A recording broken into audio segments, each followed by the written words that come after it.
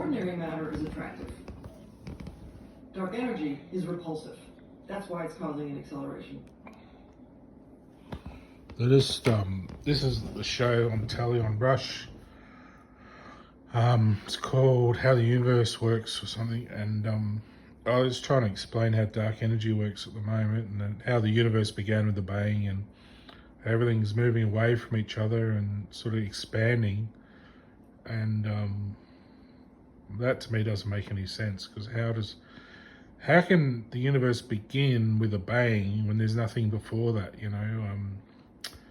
The word bang, the construction of a bang, of an explosion, wasn't even invented for that to exist. So how do you start the universe with a bang when a bang takes certain compositions to actually occur? So it had to start with one of those compositions that creates a bang.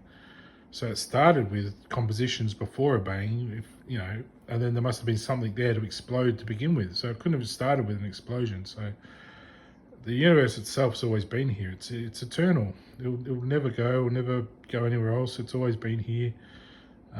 It's always existed. And they look at it.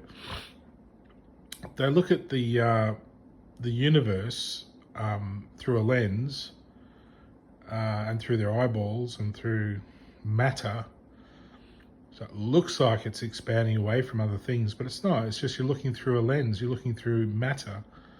And you're seeing the universe distort that matter that you're looking through to give it the reflection or refraction, or the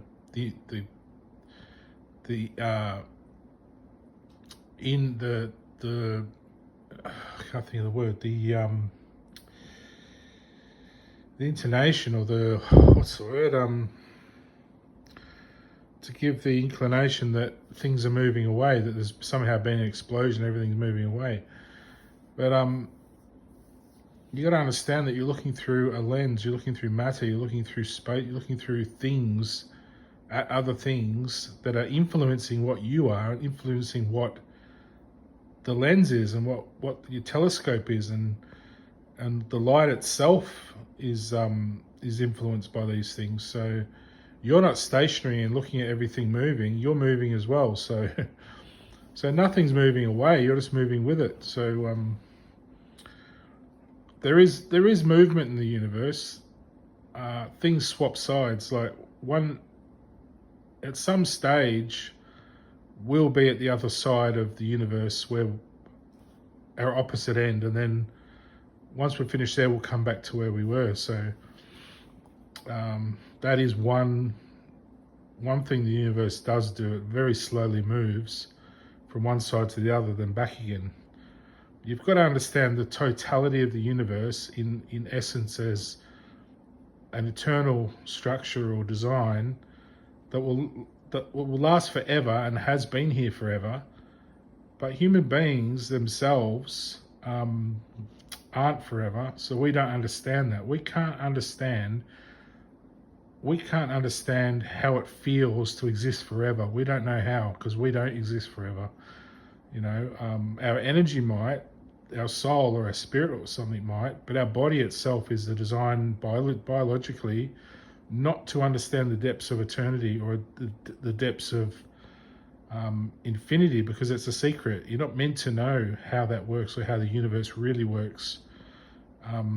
You're not meant to know exactly how it feels not to be human unless you're not human. You're supposed to enjoy the human experience of mortality and knowing there's a beginning and an end, whereas the universe itself doesn't have a beginning or end. It's always been here. It's always existed. You got to understand the shape of it, how it's designed, how it works in totality. You can't just look at one little section like we're sitting in and think, oh, that's how that works, so the rest must be the same. There's stuff out there totally different than what we are here. Totally different. It's not all symmetrical, all the same, or moving away. Or imagine like we're in a fishbowl. Imagine we're in a fishbowl, right? And the bubbles are going up the glass like this in the fishbowl, but from the outside of the fishbowl, it looks like they're somewhere else, because they're reflecting off the edge of the glass. So it looks like the bubbles there are over here or something, you know, and these ones look like they're over here and they're moving away, but they're not really, they're just going up. So it's kind of like that, where it's an illusion, a reflection of light, a refraction of light. So it's sort of like where we are, we're influenced by what's outside of that, sort of attracting that feeling. It's almost like a feeling we're seeing of things moving apart, but really they're not really moving that much. They're not everything in the universe is expanding, you know. It's just, it looks a bit that way because we're stuck in this little section, but once you get outside of that, you'll see all sorts of things happening out there. You know, it's a bit like, imagine we're inside of this bowl, and that's what we know, the grapes and this is everything we know inside this bowl. So we think that's the explosion, this is it, this is the universe in here, but this is all the other stuff out there. Like it's an endless, the shape of it is very strange to explain to someone human. You know, it doesn't just expand out into blackness, because blackness is the universe as well. You've got to understand that's part of the universe. So you can't say the universe is expanding, because how can it expand out to itself, you know, if that's the universe as well? It's not. There might be a little bit of it moving a bit, but it's not really all expanding. I think if they analysed the data or the actual matter, because the universe isn't just physical matter, there's other things underlying you can't see, beyond gravity, beyond dark matter, beyond dark energy.